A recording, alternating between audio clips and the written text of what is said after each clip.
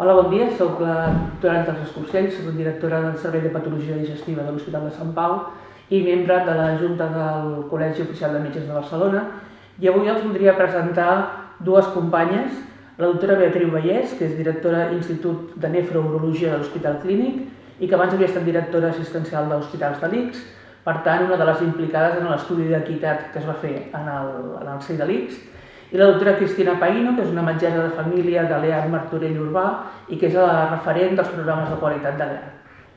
La nostra xerrada d'avui anava sobretot per l'exercici o no d'equitat en les organitzacions sanitàries i el lideratge femení. La primera pregunta que us volia fer és una mica sobre el lideratge femení. Creieu que les dones tenim una manera diferent de liderar, de com ho fan els homes?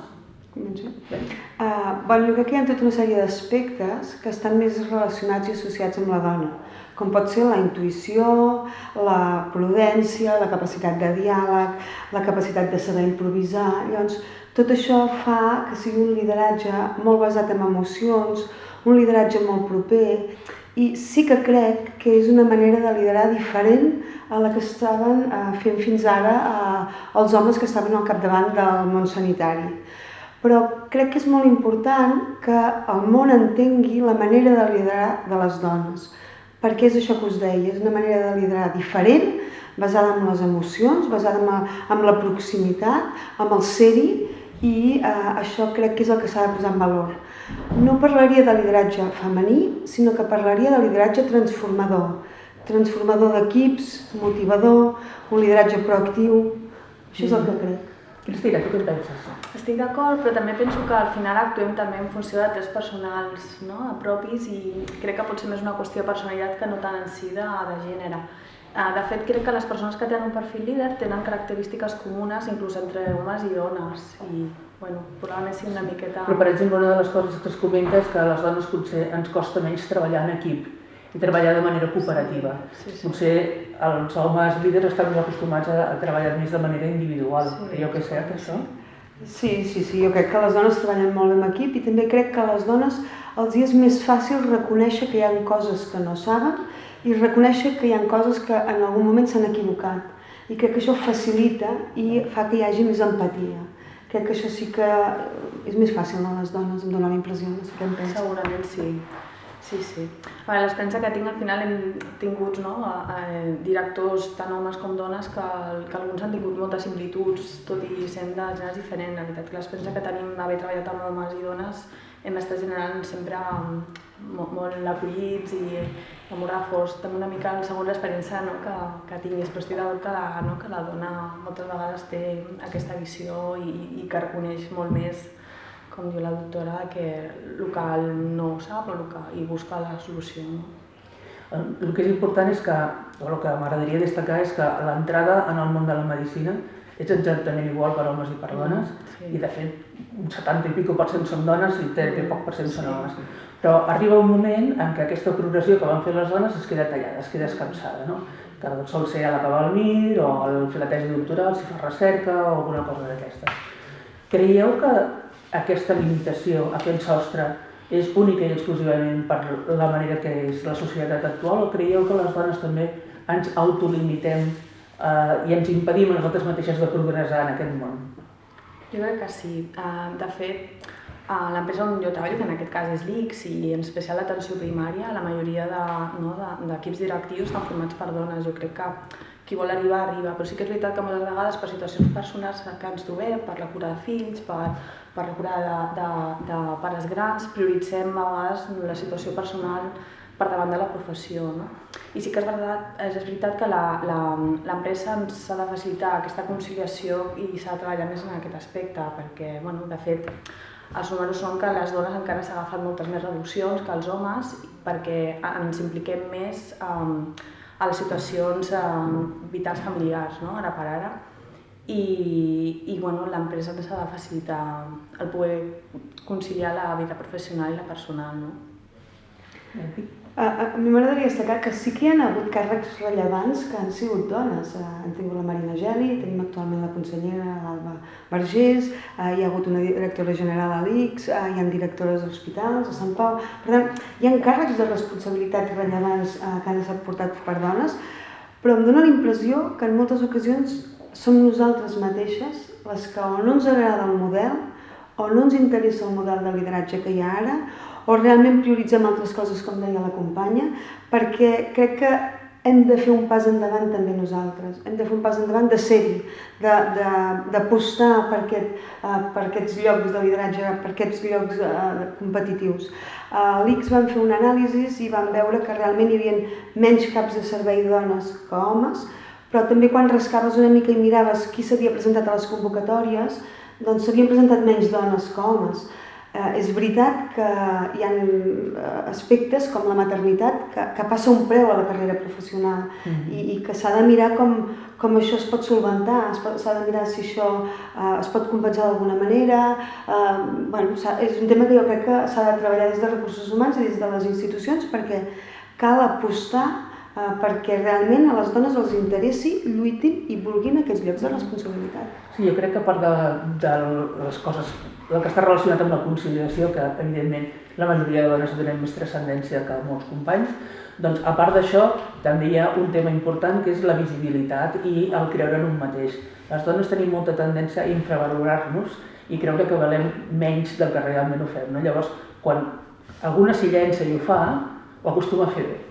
Llavors, potser creieu que la presència d'aquestes dones, com deia la Betty, en llocs de direcció pot potenciar que cada vegada n'hi hagi més? Segur que ajuda, segur que ajuda i hem de ser, i també crec que aquí m'agradaria fer una crida a la societat, als mitjans de comunicació, a les institucions, o sigui, tothom ha de pensar en el lideratge femení, perquè hi ha molt talent femení i a vegades no el sabem posar sobre la taula.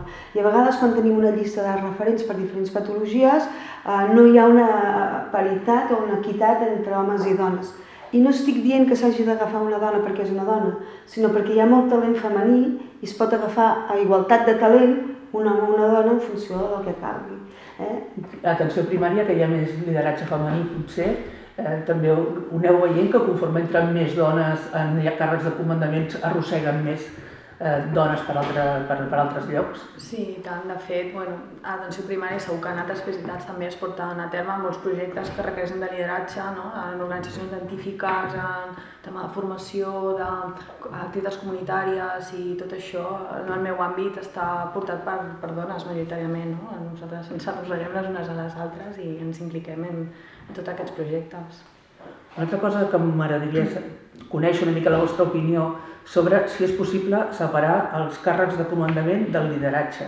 O sigui que el lideratge no té per què ser un lideratge de càrrec de comandament, sinó pot ser un lideratge de recerca, un lideratge docent, un lideratge assistencial, si voleu, però no lligat a càrrecs de comandament. Creieu que ens hi podrem acostar en aquest tipus de lideratges? Jo crec que ens hi hem d'apostar, o sigui, jo crec que hem de tenir molt clar que en sanitat hi ha diferents aspectes, hi ha diferents itineraris, tenim l'assistencial, tenim la recerca, tenim la docència i tenim la gestió, i crec que s'ha d'apostar perquè s'aconsegueixi el millor talent a cada lloc. I inclús la carrera professional hauria de valorar aquests diferents itineraris, perquè l'important és que l'equip estigui format amb la millor gent i amb el millor talent. I així és que ens aconseguirà el lideratge i tirar endavant una civilitat d'excel·lència encara més que la que hi ha ara. I crec que s'ha de professionalitzar també una mica més la gestió, perquè crec que els coneixements de gestió, a vegades algú que arriba a un càrrec de comandament, són escassos, són molt d'autoaprenentatge i crec que s'ha de fomentar molt que hi hagi aquests coneixements, aquesta formació, aquesta preparació per poder agafar l'equip i poder-lo tirar endavant. Sí, potser era allò que dèiem abans, que era el catedràtic de no sé què, era el cap de servei i era el que portava la gestió, això potser ja ha passat a la història?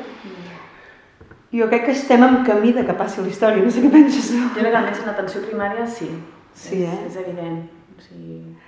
És que s'ha especialitzat molt la medicina, és que tots els camps són molt complexes i és que crec que es va a un model de sanitari diferent en el que tan important és el que fa l'assistència i el que fa la clínica perquè l'ha de fer molt ben feta, com aquell que està fent recerca en un laboratori, recerca bàsica, i els dos són importants i és el grup el que tira endavant. Crec que sí que deixem enrere el model anterior. No, està molt bé. Està molt bé deixar-lo enrere i anar endavant. I vosaltres creieu que s'estan formant correctament les dones en el tema del lideratge? O ja sé que per formar-se com a líder tant és que siguis home com dona, però hi ha eines que ajuden a formar específicament a les dones? Serveixen per alguna cosa aquestes eines? Sé que l'ICS, per exemple, ha posat en marxa un taller, màster de lideratge femení. Creieu que necessitem que ens expliquin o que ens formi específicament en aquest tema? Jo crec que com tot, com més ben format estàs i com més preparat estàs, més eines tens i millor pots fer la teva feina. I si pensem que la gestió és una professió, t'has de formar, evidentment. Sí que crec també que amb el lideratge hi ha dos aspectes, hi ha l'actitud i l'aptitud. L'aptitud s'ensenya, s'aprèn, això, i l'actitud sí que depèn de cada persona. Abans ho comentava la companya, que hi ha qui té més recursos personals propis, però crec que si tens molt clar que hi ha un lideratge amb coherència, amb credibilitat, amb gratitud, si utilitzes molt bé aquests valors i aquestes actituds, és molt fàcil arribar a aquest lideratge que deia al principi, més transformador, més basat en les emocions, més de proximitat. Crec que s'aconsegueix. D'acord. Us pregunto. Això ja ho veuràs, Llavors, una de les coses que ens havien posat aquí era si, de les referents dones, que ja una mica ja ho hem dit, no? I també us volia preguntar si aquesta manera diferent de liderar que hem dit, o que potser és un pèl diferent entre homes i dones, es valora o se'ns està demanant a les dones que ens convertim en models de lideratge com el masculí, com el que hi ha fins ara?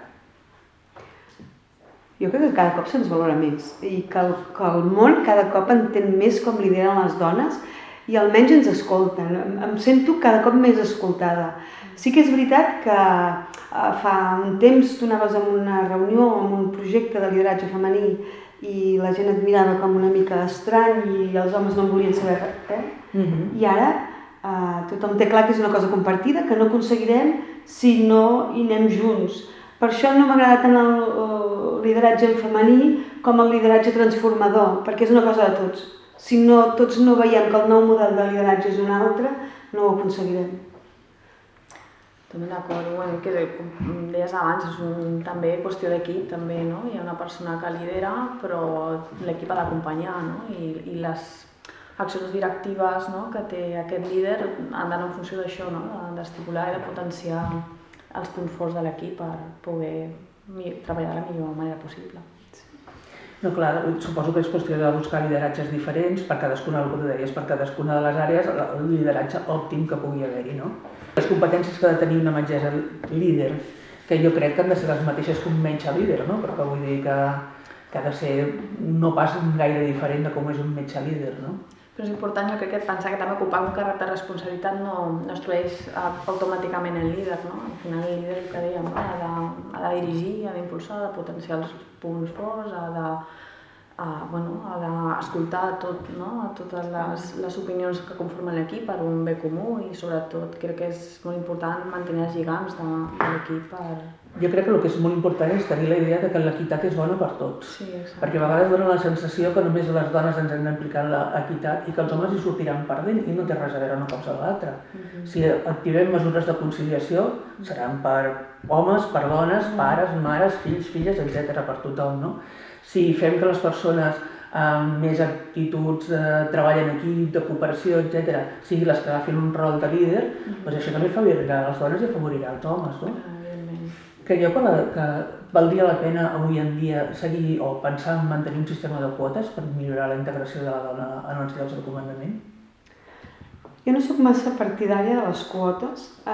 Hi ha qui diu que és l'única manera de fer el primer pas per després mantenir-se. Sempre m'ha semblat que et donguin un càrrec, una responsabilitat perquè toca per una quota, no sé si et fan un favor o no sé si és beneficiós o perjudicial. Estic a favor de que ens formem, ens preparem, hi ha molt talent, hi ha molt lideratge femení ocult, l'hem de saber trobar, l'hem de buscar i sortirà, i no cal quotes, cal motivar la gent perquè es presenti, perquè ho vegi i perquè entre tots modifiquem el model actual. Perdó, però no sé si es refereix al tema quotes, és que hi hagi el mateix número d'homes que dones, vols dir? Reservar un percentatge dels llocs de comandament per dones pel Jo sol crec fet que de no, ser. que el que dèiem ha d'arribar al que millor estigui preparat i el que dèiem, hi ha tants homes com dones preparades i s'ha d'arribar per competències personals i no pel fet de ser home o dona. No, és que les dades d'un estudi suec era una mica... feia una mica de soroll respecte a això perquè en aquest estudi que van fer quotes, a Suècia han fet quotes de manera que com a mínim el 50% de les posicions o llocs de comandament han de ser dones, doncs es va veure que no anava en detriment dels homes que eren especialment brillants, però que llavors entraven homes brillants, aquests seguien entrant igualment, hi hagués sistema de quotes, no hi hagués sistema de quotes, entraven igual, però el que sí feien era que les dones brillants entressin més, que si no les dones brillants es quedaven fora i entraven homes que no eren tan brillants. No? Llavors, hi ha les dades aquestes que estan poc contrastades, no? Però la majoria de la gent doncs, pensa així, no? Que potser no cal quota, sinó cal per mèrits, no? La meritocràcia, no? Sí. Que és el que té el nostre sistema. Sí. El que passa que la meritocràcia sempre és més o menys manipulable, també. Sí. Hem d'intentar que no sigui el menys manipulable possible i el més objectiva possible. Però no estic a favor de les quotes, jo, realment no. Crec que no ens ajudarà. Com a dones no ens ajudarà. Hem d'aconseguir brillar soles, brillar per als mèrits propis. Crec. Sí, no, totalment d'acord amb això. Hi havia Hi havia un article al diari fa poc que deia que la gent que arribava a càrrecs de comandament, i en concret parlava de política, tenia molts més problemes familiars i molts més divorcis, problemes de parella i tot això. Tu creus que això ens passa en el món sanitari? Creus que... Bueno, al final, jo crec que les dones, el que dèiem, no? Que hi ha més dones que s'agafen reduccions, excel·lències, perquè ens autoimposem aquelles responsabilitats i ens costa moltes vegades delegar determinades situacions, volem portar tot endavant i a vegades tot endavant és molt difícil i això et pot comportar situacions una mica d'estrès i de problemàtica, no? Per això crec que és fonamental que ens ajudin en aquest sentit en la conciliació, no? De fet, el tema de les reduccions no són reals com a tal, perquè acabes fent la mateixa feina, menys temps, per menys diners, repercutint a l'equip, per això no estan vistes i realment, o les excel·lències que no computen pel tema de cotització, ens veiem penalitzats quan tant homes com dones, en aquest cas, no? Quan agafem algun tipus de permís i amb això crec que s'ha de treballar molt i canviar per afavorir i poder fer les dues coses, no? La família i la feina sense que això ens repercuteixi a la feina o a casa. Que passa que la societat està una mica mal orientada en això del tema equitat, no? Perquè, per exemple, volia veure si vosaltres teniu experiència o sabeu si d'algun cas que hagi passat que després de ser mare, a moltes dones se'ns suposa que no tindrem la mateixa capacitat de treball i de concentració i d'entrega que abans de ser mares. En un home no se li pensa mai, no es pensa que pel fet de tenir un fill i pel fet de ser pare haurà de dedicar menys temps a la feina, menys temps a recursos laborals, etc. Us heu trobat encara amb aquesta situació de mobbing una miqueta en relació a la maternitat, més que no pas el fet de ser dona en si? Bueno, jo sí que crec, jo vaig tenir un fill fa 20 anys, i per tant la situació de fa 20 anys era una altra, però jo sí que considero que una de les etapes més dures de la meva vida professional va ser després de la maternitat. O sigui, el demostrar que era capaç de fer el mateix que abans em va costar.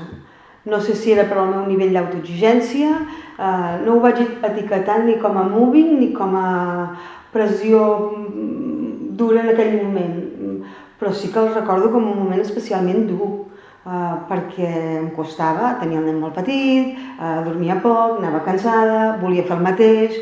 Llavors, jo crec que aquí també hem de saber que en un moment has de poder parar i tot i que l'entorn és molt competitiu, per poder estar bé i per poder tirar endavant has de poder parar. I després hem de ser capaços entre tots de repescar aquestes noies o aquestes dones que han tingut un fill i que durant un període concret de temps han fet un stop, però un stop fisiològic, un stop pel bé de tots, perquè al final tenir fills és un bé de tots. Per tant, crec que hem de ser capaces de repescar-les després i no penalitzar-les. No, però la capacitat de fer stop l'han de tenir tant les dones com els homes. Totalment d'acord. Vull dir que avui en dia en alguns llocs encara no es considera molt normal o molt adient el fet que els pares agafin la baixa paternal. Al principi, quan va sortir, no se l'agafava ningú. Ara se la comença a agafar més gent. Conforme és igual que la baixa maternal, encara l'agafarà més gent, no? Però potser ja estava pensant que aquest stop, després de ser pares, tant és després de ser pare com després de ser mare. Però en canvi a les mares se'ns demanava que aquest stop no fos gaire, que no es notés massa, no? Com si fos una mala cosa que es notés que vas una mica cansada i necessites frenar. En recerca jo em consta que el Carlos III ja en algunes convocatòries de beques ja pondera la maternitat d'alguna manera. Per tant, crec que hem d'anar tots cap aquí, hem d'anar tots cap a maternitat, paternitat, estic d'acord amb tu, em referia a maternitat perquè explicaven la meva vivència, però estic d'acord que s'ha de compartir i el que vagi millor, com s'organitzi cada parella, em sembla bé. No sé. Jo he sigut mare fa 2 anys, tinc bastant recent, i la veritat que a nivell del dia a dia em sento molt recolzada per l'equip i per la direcció, en aquest sentit tinc molta sort. Però sí que a vegades et trobes amb la societat, no? Que quan saben que fas això o l'altre et pregunten, i el teu fill? El meu fill bé, gràcies. No? Que donen per fet que si fas altres coses com que no tens... Sí, és que sembla que sigui incompatible ser mare amb ser una bona metgessa o una bona professional, no? Exactament. I no estar renyit d'una cosa a l'altra, pot ser les dues coses alhora. He trobat més socialment que no potser directament amb companys o amb la meva direcció en aquest sentit, cap problema, tot el contrari. Us aquí la taula rodona sobre metgesses i lideratge, agrair a la doctora Vallès i a la doctora Paino l'acompanyament que ens han fet i esperar que cada vegada tipus de discussions d'aquest tipus siguin més innecessàries perquè realment hem arribat a l'equitat en la nostra professió. Moltes gràcies. Gràcies.